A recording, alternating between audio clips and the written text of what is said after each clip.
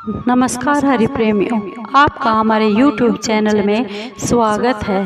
सभी दर्शकों को जय श्री कृष्णा। हरि प्रेमियों, कैसे हैं आप? उम्मीद है आप सब अच्छे होंगे। आइए आज का प्रसंग शुरू करते हैं। आज का प्रसंग है श्री सत्यनारायण भगवान की व्रत कथा। हरि प्रेमियों, उससे पहले अगर आप हमारे चैनल पर नए हैं तो प्लीज़ चैनल को सब्सक्राइब जरूर कर लीजिए और बेल आइकॉन को जरूर दबा लीजिए ताकि आप तक हमारे सारे नोटिफिकेशन पहुंच सके। हरि प्रेमियों, आपका एक भी सब्सक्राइब हमारे लिए बेहद मायने रखता है। हरि प्रेमियों, आइए सुनते हैं भगवान श्री सत्यनारायण की व्रत कथा। एक समय की बात है, नैमिषारण्य तीर्थ में शौनकादि 88,000 ऋषियों ने श्री सूत जी से कहा, हे प्रभु, इस कलयुग में वेद विद्या रहित मनुष्यों को प्रभु भक्ति किस प्रकार मिलेगी और उन सब का उद्धार किस प्रकार होगा। हे मुनिश्रेष्ठ, ऐसा कोई तप बताइए जिससे थोड़े समय में पुण्य प्राप्त हो सके और मनवांछित फल मिले। ऐसी कथा सुनने की हमारी तीव्र इच्छा है। सर्वशास्त्र ज्ञाता श्री सूत जी महाराज बोले, हे वैष्णवों में पूज्य, आप सब ने प्राणियों के हित की बात पूछी है। अब मैं उस श्रेष्ठ व्रत को आप सब लोगों से बताऊंगा जिस व्रत को करने से भगवान नारायण जी प्रसन्न होते हैं। नारद जी ने लक्ष्मी नारायण भगवान से पूछा था और लक्ष्मीपति ने मुनि श्रेष्ठ नारद जी से कहा था। सो ध्यान से सुनिए। एक बार की बात है, नारद जी दूसरों के हित की इच्छा से अनेक लोकों में घूमते हुए धरती लोक में आ गए। इस मृत्यु लोक पर आने के बाद बहुत से योनियों में जन्मे हुए प्राय सभी मनुष्यों को अपने कर्मों के अनुसार अनेक दुखों से दुखी देखकर सोचा, किस यत्न करने से इन प्राणियों के दुखों का नाश हो सकेगा। ऐसा मन में विचार कर नारद जी विष्णु लोक को चले गए और वहां श्वेत वर्ण और 4 भुजाओं वाले देवों के ईश्वर नारायण को देखकर, जिनके हाथों में शंख चक्र और गदा पद्य थे, गले में वरमाला पहने हुए थे, स्तुति करने लगे। हे भगवान, आप अत्यंत शक्ति से संपन्न हैं। मन और वाणी भी आपको नहीं पा सकती। आपका आदि मध्य और अंत भी नहीं है। आप निर्गुण स्वरूप सृष्टि के भूत व भक्तों के दुखों को दूर करने वाले हो। आपको मेरा नमस्कार है। नारद जी से इस प्रकार स्तुति सुनकर भगवान श्री विष्णु बोले, हे मुनिश्रेष्ठ, आपके मन में क्या है? आप किस काम के लिए आए हैं? आप निसंकोच बताए। तब नारद मुनि बोले, मृत्यु लोक में सब मनुष्य जो अनेक योनियों में पैदा हुए हैं, अपने अपने कर्मों के कारण अनेक प्रकार के दुखों से बहुत दुखी हो रहे हैं। हे नाथ, यदि आप मुझ पर दया करते हैं, दया रखते हैं, तो बताइए उन मनुष्यों के सब दुख थोड़े से प्रयत्न से कैसे दूर हो सकते हैं। भगवान श्री विष्णु जी बोले, हे नारद, मनुष्यों की भलाई के लिए तुमने बहुत ही अच्छी बात पूछी है। जिस काम के करने से मनुष्य मोह से छूट जाता है, मैं तुमसे कहता हूँ, बहुत ही पुण्य देने वाला स्वर्ग और मृत्यु लोक दोनों में दुर्लभ और एक अति उत्तम व्रत है। आज मैं प्रेम के वशीभूत होकर तुमसे कहता हूँ, श्री सत्यनारायण भगवान की यह व्रत कथा अच्छी तरह विधि पूर्वक करने से मनुष्य धरती पर आयु पर्यंत सुख भोग कर और मरने के बाद मोक्ष को प्राप्त होता है। श्री भगवान जी के वचन सुनकर नारद मुनि बोले, हे भगवान, उस व्रत का फल क्या है और क्या उसका विधान है और किसने यह व्रत किया है और किस दिन यह व्रत करना चाहिए, आप मुझे सब विस्तार से बतला दीजिए। यह सुनकर भगवान विष्णु बोले, हे नारद, दुख और शोक आदि को दूर करने वाला, धन और धान्य को बढ़ाने वाला, संतान और सौभाग्य को देने वाला, यह व्रत सब स्थानों पर विजय देने वाला है। भक्ति और श्रद्धा के साथ किसी भी दिन मनुष्य श्री सत्यनारायण भगवान की प्रातःकाल के समय ब्राह्मण और बंधुओं के साथ धर्मपरायण होकर पूजा करे। भक्ति भाव से धूप दीप नैवेद्य, केले का फल, शहद, दूध और गेहूं का आटा सवाया ले, और गेहूं के अभाव में साठी का चूर्ण भी ले सकते हैं, और सब पदार्थों को भगवान के अर्पण कर देना चाहिए, और बंधुओं सहित ब्राह्मणों को भोजन करवाकर उसके बाद स्वयं भोजन करना चाहिए।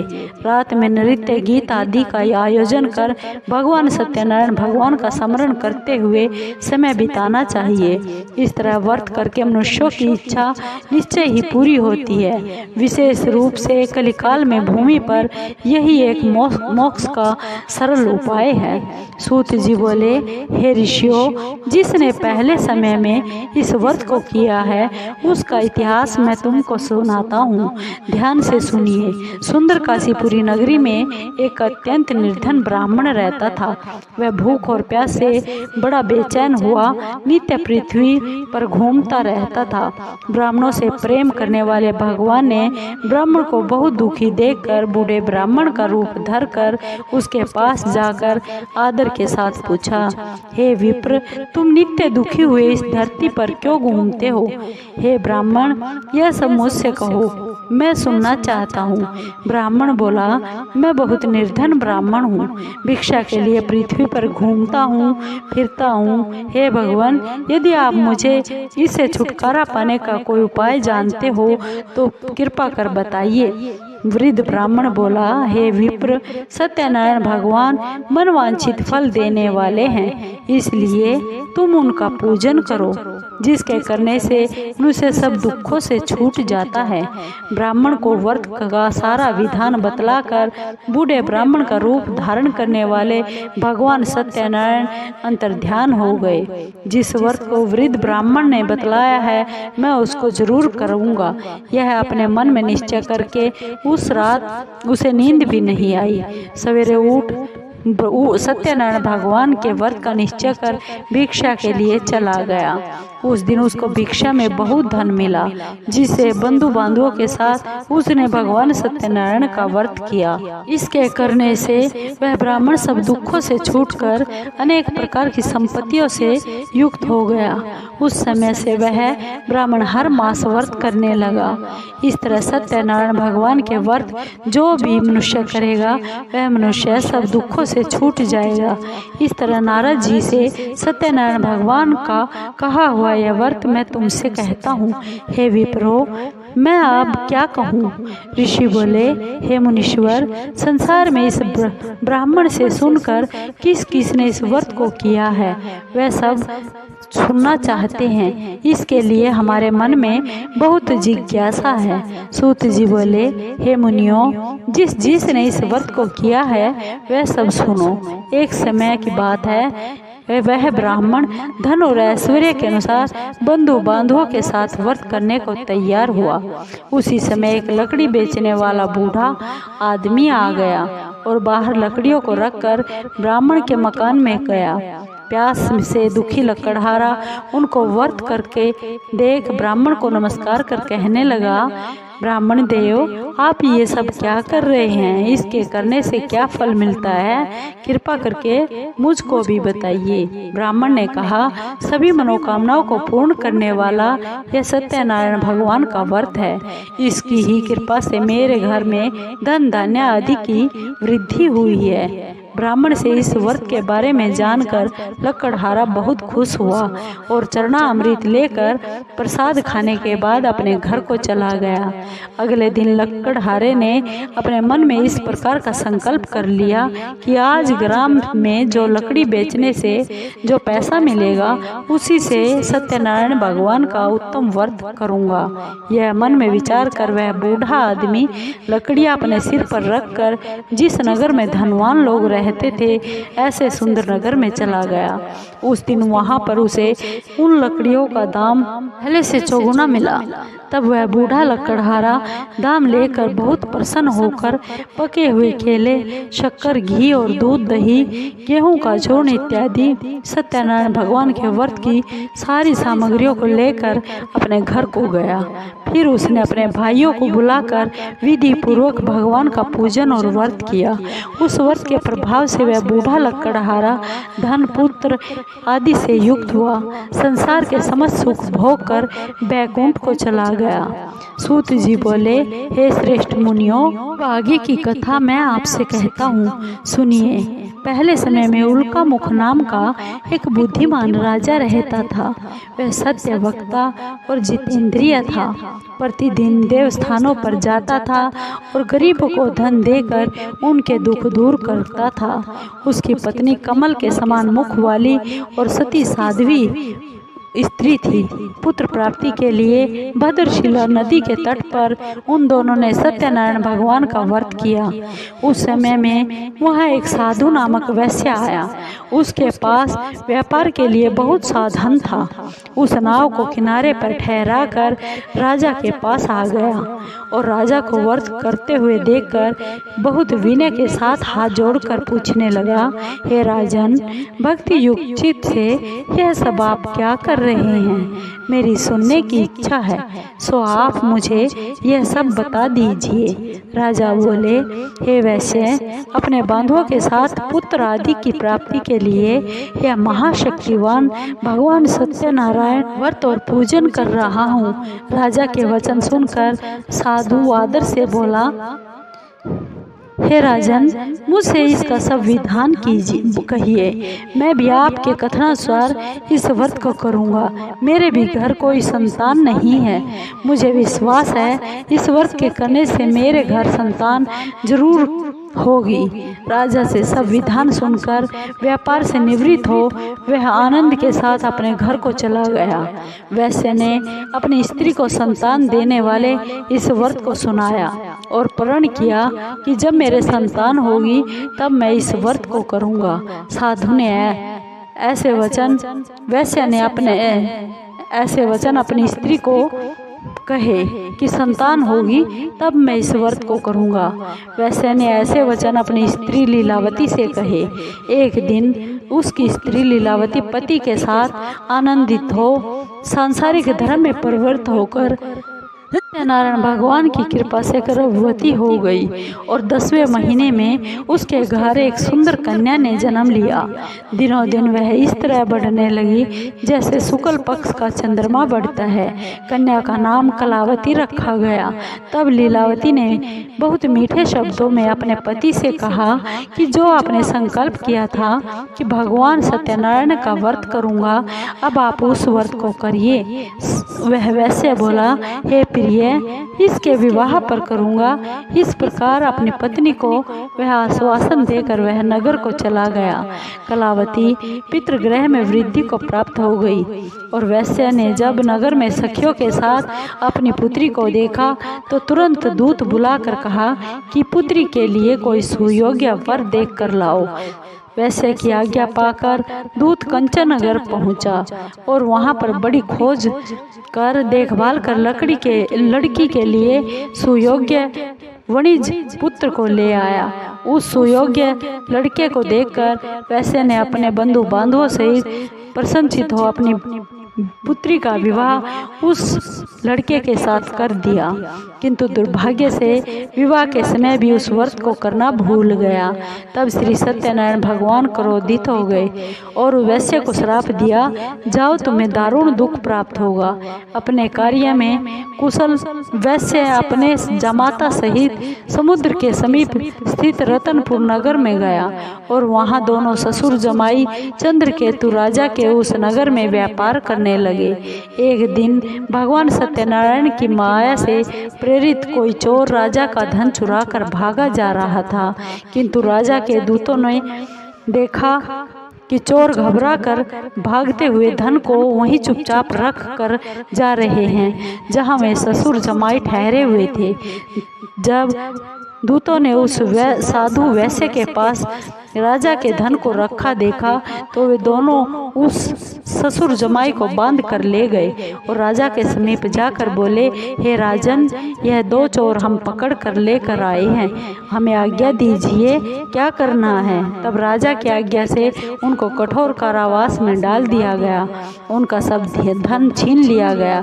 सत्यनारायण भगवान के श्राप के कारण साधु वैश्य की पत्नी व पुत्री भी घर पर बहुत ही दुखी हुई। उनके घर पर जो धन रखा हुआ था चोर चुरा कर ले गए। शारीरिक व मानसिक पीड़ा तथा भूख और प्यास से बहुत दुखी हो अन्न की चिंता में कलावती एक ब्राह्मण के घर गई। वहां उसने सत्यनारायण भगवान का व्रत होते हुए देखा, फिर कथा सुनी और प्रसाद ग्रहण कर रात को घर में आई। माता ने कलावती से पूछा, हे बेटी, अब तक कहाँ रही, वह तेरे मन में क्या है। कलावती बोली, हे माँ, मैंने एक ब्राह्मण के घर में सत्यनारायण भगवान का व्रत होते देखा है। कन्या के वचन सुनकर लीलावती भगवान के पूजन की तैयारी करने लगी। लीलावती ने परिवार और बंधुओं सहित श्री सत्यनारायण भगवान का पूजन किया और वर मांगा कि मेरे पति और दामाद शीघ्र घर पर आ जाए। साथ ही प्रार्थना की, हम सब का अपराध क्षमा कीजिए भगवान।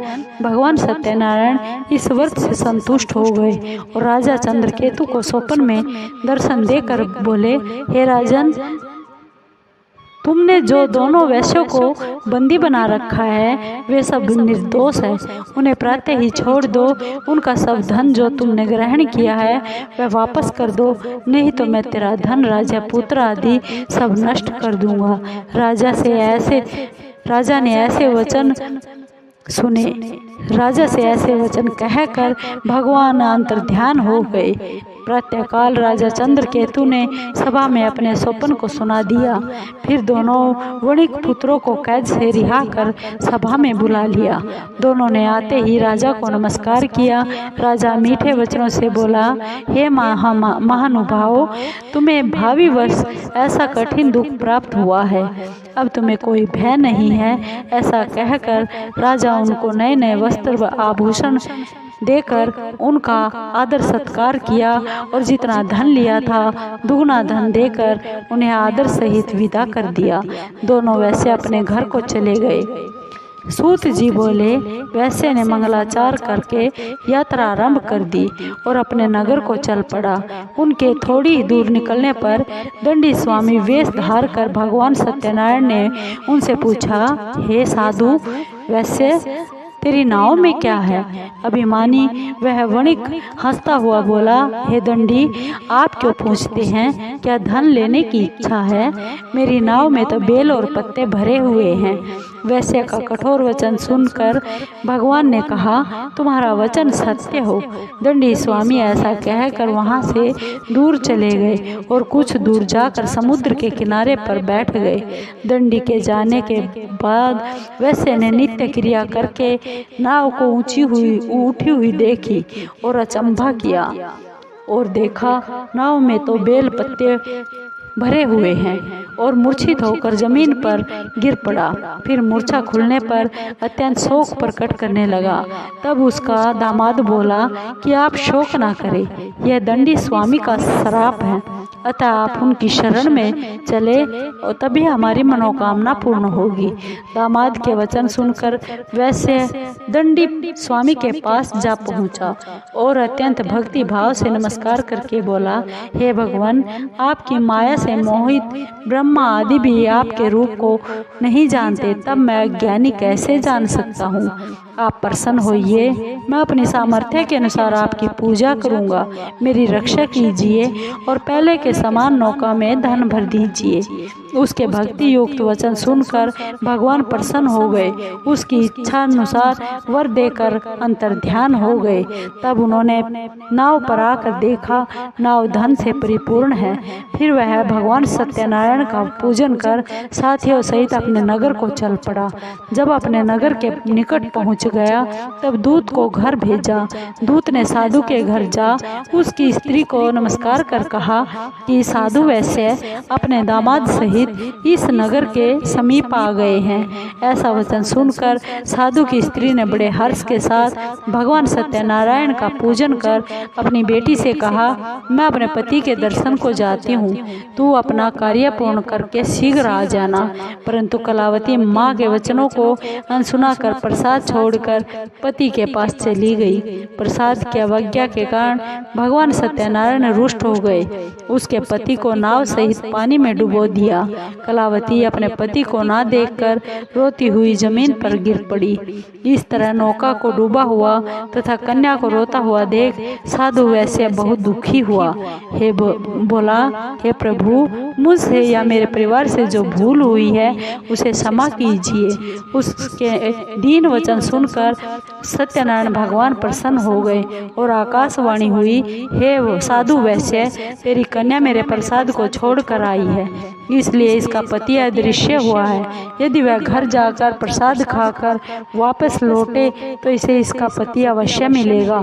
ऐसी आकाशवाणी सुनकर कलावती घर गई और घर पहुंचकर प्रसाद खाया, फिर आकर पति के दर्शन किए। तत्पश्चात साधु ने बंधु बांधवों सहित सत्यदेव भगवान का विधि पूर्वक पूजन किया। उस दिन से वह प्रत्येक पूर्णिमा को भगवान सत्यनारायण की पूजा करने लगा। फिर इस लोक का सुख भोग कर अंत में स्वर्ग लोक को गया। श्री सूत जी बोले, हे ऋषियों, मैं एक कथा और सुनाता हूँ, सुनिए। प्रजा पालन में लीन तुंगध्वज नाम का एक राजा था। उसने भी भगवान का प्रसाद त्याग कर बहुत दुख पाया था। एक समय वन में जाकर वन्य पशुओं को मारकर बड़ के पेड़ के नीचे आया। वहाँ उसने ग्वालों को भक्ति भाव से बांधवों सहित भगवान सत्यनारायण का पूजन करते हुए देखा, परंतु राजा अभिमानवश देखकर भी वहाँ नहीं गया और ना ही नमस्कार किया। जब ग्वालों ने भगवान का प्रसाद उसके सामने रखा तो वह प्रसाद को त्याग कर अपनी सुंदर नगरी को चला गया। वहाँ उसने अपने सब कुछ नष्ट पाया। तब वह जान गया यह सब भगवान ने ही किया है। तब वह उसी स्थान पर ग्वालों के समीप जा पहुँचा और विधि पूर्वक पूजन करके प्रसाद खाया तो भगवान सत्यनारायण की कृपा से जैसा पहले था वैसे ही हो गया। फिर दीर्घ काल तक सुख भोग कर मरने तक स्वर्ग लोक को गया। जो मनुष्य इस परम दुर्लभ व्रत को करेगा, भगवान की कृपा से उसे धन धान्य की प्राप्ति होगी, निर्धन धनी होगा और बंधी बंधन से मुक्त होकर निर्भय हो जाता है। संतानहीनों को संतान मिलती है और सब मनोरथ पूर्ण होकर अंत में बैकुंठ धाम को जाता है। जिन्होंने पहले इस व्रत को किया, अब उनके अगले जन्म की कथा कहता हूँ। वृद्ध सतानंद ब्राह्मण ने सुदामा का जन्म लेकर मोक्ष को पाया। उल्का मुख नाम का राजा दशरथ होकर बैकुंठ को प्राप्त हो गया। साधु नाम के वैश्य ने मोरध्वज बनकर अपने पुत्र को आरे से चीरकर मोक्ष को प्राप्त किया। महाराज तुंगध्वज स्वयं भू मनु हुए। उन्होंने बहुत से लोगों को भगवान की भक्ति में लीन कर स्वयं मोक्ष प्राप्ति की। लकड़हारा भील अगले जन्म में गुहु नामक निषाद राज हुआ, जिसने राम के चरणों की सेवा का कर मोक्ष को प्राप्त किया। हरि प्रेमियों, आपको ये भगवान श्री सत्यनारायण जी की कथा कैसी लगी? अगर आपको अच्छी लगी हो तो प्लीज़ चैनल को सब्सक्राइब कीजिए, लाइक कीजिए, शेयर कीजिए और कमेंट जरूर कीजिए। हरि प्रेमियों, जय श्री कृष्णा। धन्यवाद।